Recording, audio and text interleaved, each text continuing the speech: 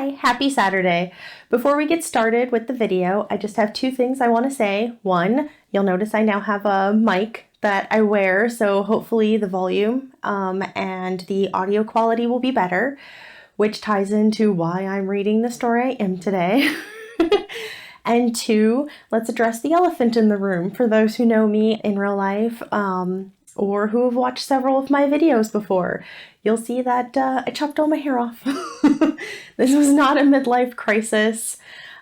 This was a late night decision that I should have thought better of. So I wanted to change out the color, so I went and bleached my hair this weekend, knowing that the blue wasn't going to completely come out. I wasn't worried about that.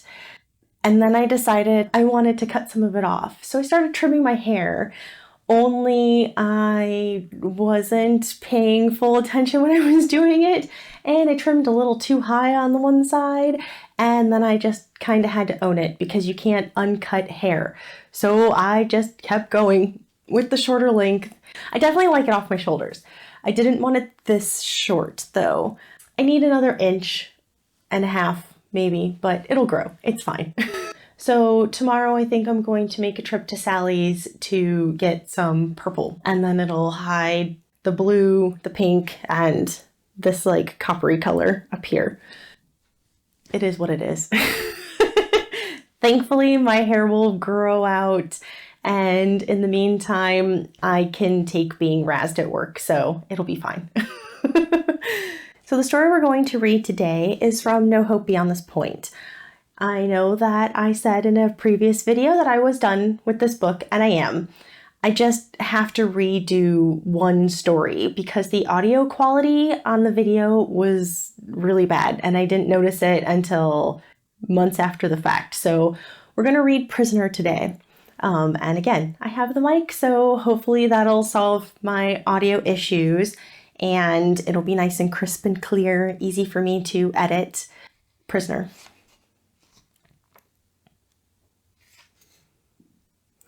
Anthony sat rigidly in a corner of the room, his back pressed firmly against the cold, jagged stone, his legs stretched out before him, clad in torn, threadbare cloth pants. Another dreary soul occupied the corner closest to him, a man that had marched through the fields with him, a man whose scraggly, hollow appearance Anthony felt he shared. And though he and the man had exchanged no words, they were bonded.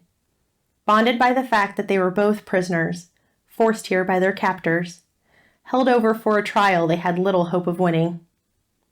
So far it seemed as if the only true winner here was death itself. There had been others in this cell, but one by one Anthony had watched fate choose them until now there were just two. He did not delude himself into believing those others had survived.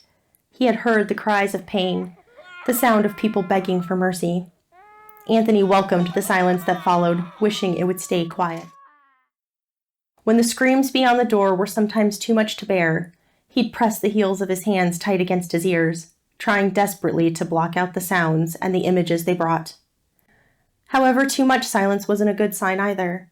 At those moments, he found himself straining in the dim and drafty cell, trying to hear the faintest noise beyond the thick wooden door. Both he and the other man cringed any time they heard footsteps slowly advancing their way. Relieved sighs escaped them when the footsteps continued past their prison. The constant stress wore Anthony down, making it hard for him to judge how long he had actually been here. Sometimes he was certain it had only been a few days, but seconds would pass and he'd convince himself he'd always been here. Light streamed in through holes higher up in the wall and ceiling, but it was hazy, making it a poor indicator as to what hour it was. Anthony found himself dozing in and out, which offered a little reprieve, but made it that much more difficult to keep track of time. He had assumed fighting in the war would prepare him for the possibility of capture, but nothing could prepare him for the waiting. Waiting to be freed, to be spared, to be tortured, to be put to death. He had lost control of his fate, and that filled him with a sense of finality he had not experienced before. Oh, how he wished they would get it over with, and yet, at the same time, he hoped they would simply forget about him. He tried to picture himself somewhere else, to recall better days, but his mind kept traveling to dark places. He saw his comrades fallen on the battlefield, and wondered if they had been the lucky ones, having escaped this horrid confinement. Despite the agony in his soul and the haunting images he saw when he closed his eyes, Anthony found himself falling asleep again.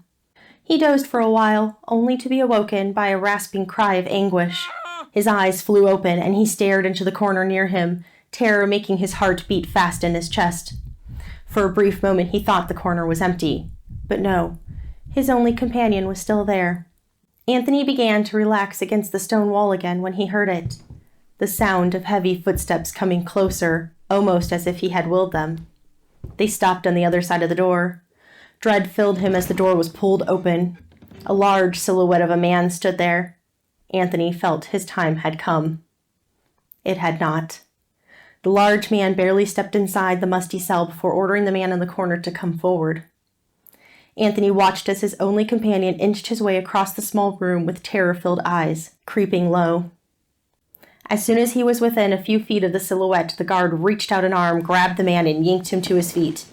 Anthony heard a whimper before his cellmate was shoved out of their only safe haven. The guard slammed the door behind him with such force that it rebounded from the frame, just enough to keep it from latching. Here was a glimmer of hope beckoning Anthony. As soon as the footfalls started to fade, he leapt at his one chance for freedom. He stumbled into the door, involuntarily pushing it further open as weakness overtook him. He glanced down a long, narrow hall and saw a few more guards. Fear made his strength return as he shoved off the door and ran away from the jailers. Anthony didn't hear anyone coming after him, but he didn't risk looking back.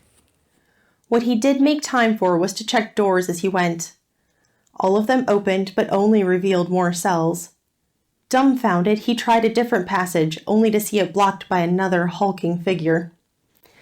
Anthony slowly retreated, but was not followed. Merely watched. He retraced his steps, desperately trying to find an exit. He ran into more guards, or perhaps they were ones he had already encountered. He was outnumbered, but not ready to give up. After several tense moments, the men stepped aside.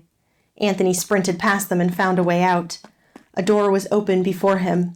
He could see dirt and smell fresh air, but bars prevented him from continuing. Anthony slumped against the metal rods. There truly was no escape, a fact he was slowly accepting. A large hand landed on his shoulder. He turned around out of instinct. His jailer was here, and now, finally, it was Anthony's turn. There you go. The end. I hope you liked that. If you haven't watched the original video, which I will probably end up taking down, I'll maybe leave it up for a little bit, but with a little disclaimer saying that it's been redone due to bad audio. But I wrote that story when I was in middle school, stationed overseas. And it was just a short little snippet, like a paragraph or two. And I liked to pass my stories around to my friends during like breaks and classes. And when I got this one back, a teacher apparently had gotten a hold of it because they wrote on it that it was really good and that they wanted to know more about the story. And I wish I knew what teacher it was because I could tell them that, hey, I finally finished it decades later. So, I guess the moral is always keep things that you write because you never know when inspiration might strike that you want to dust it off and actually like turn it into something. Yeah. In 2 weeks, I will do another cloud art video. And then after that, the next video will be a myriad of emotions. And probably I'll just go back and forth between those two, sneaking in little short stories here and there, unless I start getting other writers to participate, and I'll let you know what that looks like.